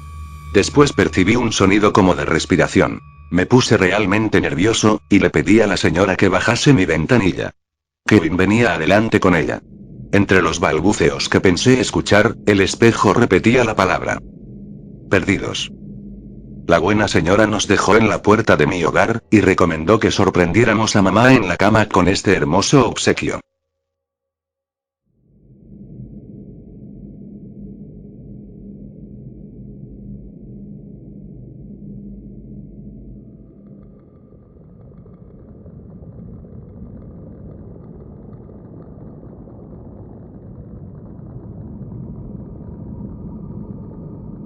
Entramos a la casa y subimos con mucho cuidado las escaleras, rechinaban bastante, o parecía así por el silencio.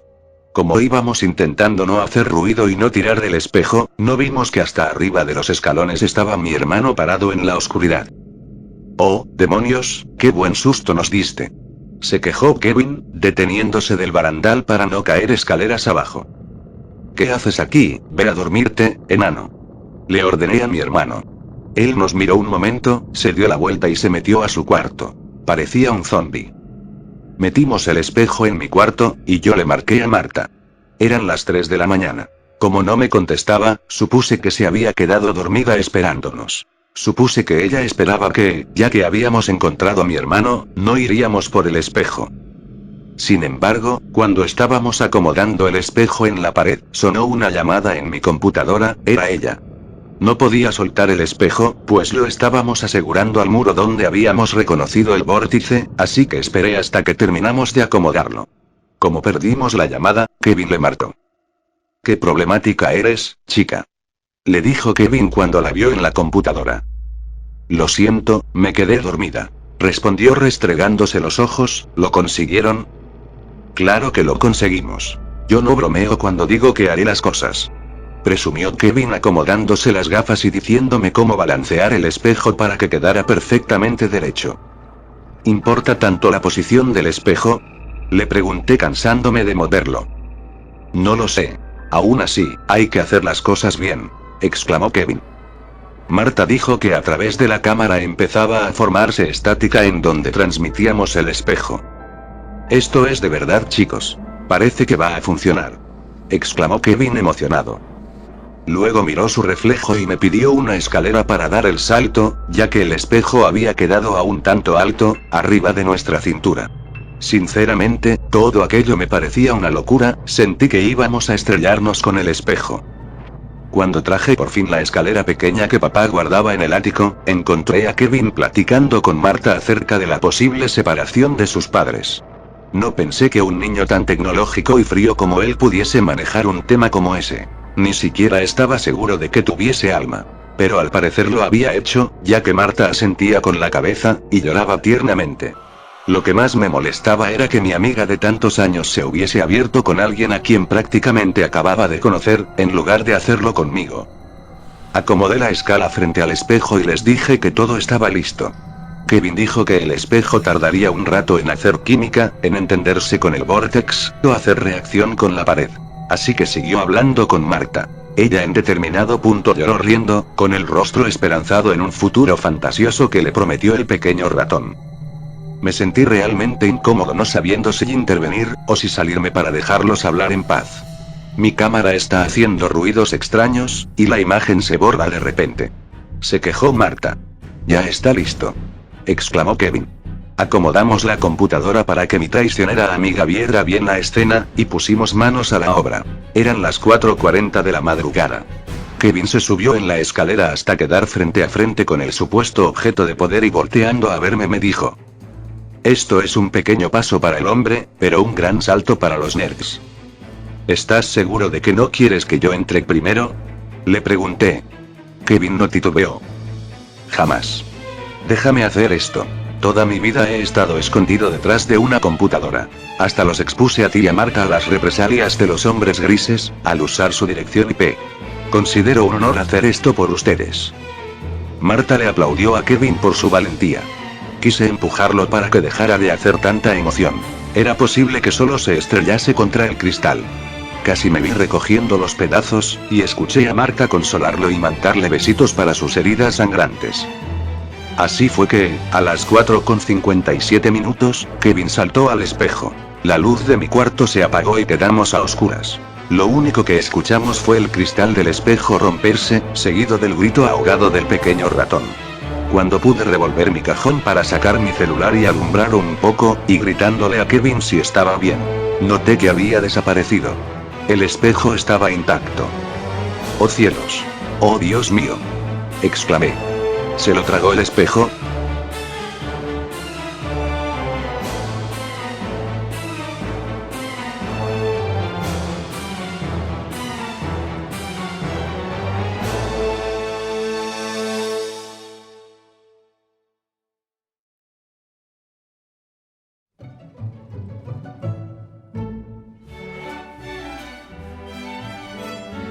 Y así, queridos amigos, llega al final esta tercera parte, pero no jugando a ser Dios, ¿o no?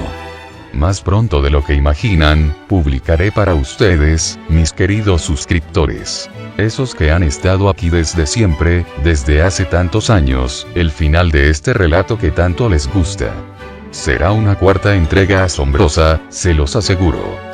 La cuarta parte, el final definitivo, estará aquí en unos días, no se lo pierdan. Y por favor, déjenme todos sus comentarios, saludos, vivas, preguntas, razonamientos, loas, deseos, pensamientos ocultos, y calvarios. Con gusto los leeré, y les responderé de manera apropiada. Los dejo por ahora. Si su bondad es tanta, por favor, apoyen al canal. El mes pasado la mayoría de mis patrocinadores canceló su aportación. Ustedes, si pueden, respalden al canal con $1, para que pueda seguirles compartiendo los mejores relatos de suspenso y de terror. Aquí abajo les dejo mi página de Patreon para que, de manera sencilla, puedan realizar su donativo. Cuídense mucho. Adiós.